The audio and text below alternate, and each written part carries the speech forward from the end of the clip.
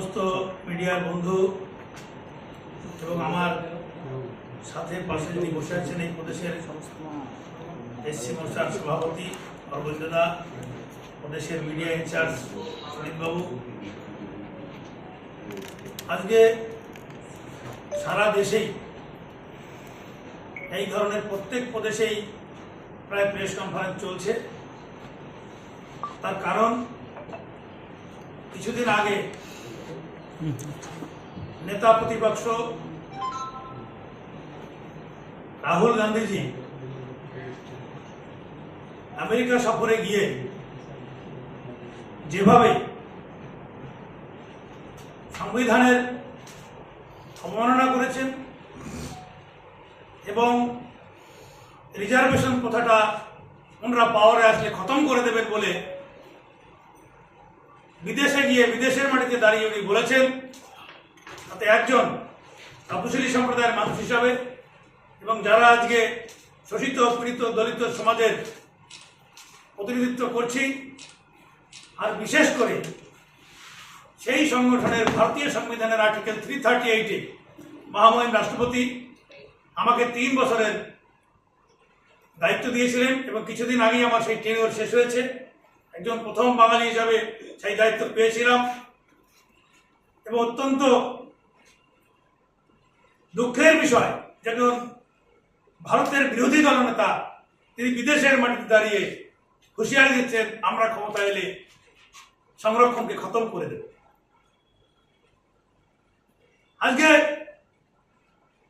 শুধু তপশিলি সমাজ নয়, সারা ভারতবর্ষের মানুষ এই সংরক্ষণ ব্যবস্থাটাকে যারা জানেন, যারা এই সম্পর্কে রিসার্চ করেছেন, বোঝেন, সমস্ত স্তরের মানুষের বিরুদ্ধে প্রতিবাদ শুরু করেছেন। কারণ এই সংরক্ষণ ব্যবস্থা কোনো একটা চাপিয়ে দেওয়া কোনো ব্যবস্থা নয়। ভারতীয় সংবিধানে বাবা সাহেব ভীমরাও আম্বেদকরজি তৎকালীন রাষ্ট্র ব্যবস্থার যারা প্রধান ছিলেন তাদের সভাপতিতেই ভারতীয় সংবিধানে এটাকে অন্তর্ভুক্ত করেছিলেন।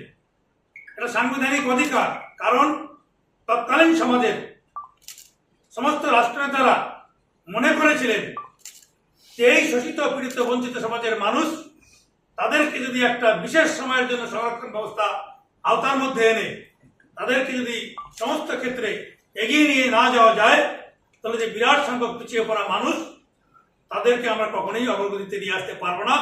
তেমনি একটা শরীরের সঙ্গে তুলনা করি যে মানুষের যেমন অঙ্গ প্রত্যঙ্গের মধ্যে যে কোনো একটা অঙ্গ যদি খারাপ হয়ে যায় সে মানুষ যেমন চলতে পারে না, তো ভারতবর্ষের এই বিশাল সংখ্যক পিছিয়ে পড়া মানুষ তাদের একটা টেম্পোরারি পিরিয়ডের জন্য যদি সংরক্ষণ না দিয়ে এগিয়ে না দেওয়া যায় তাহলে ভারতবর্ষের সামগ্রিক ডেভেলপমেন্ট হবে না।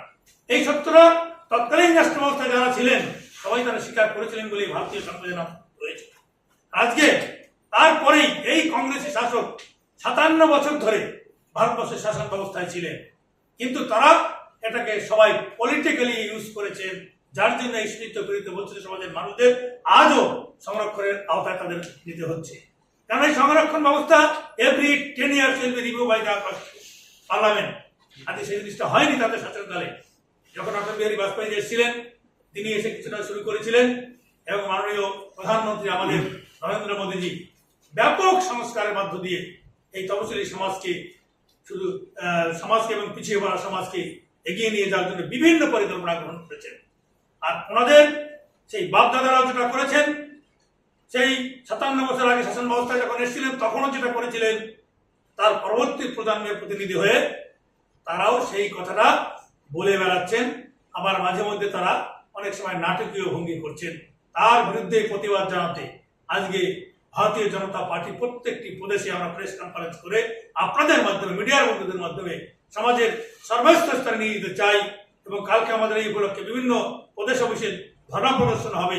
তার এই মন্তব্যের প্রতিবাদে আমরা প্রতিবাদ জানাচ্ছি।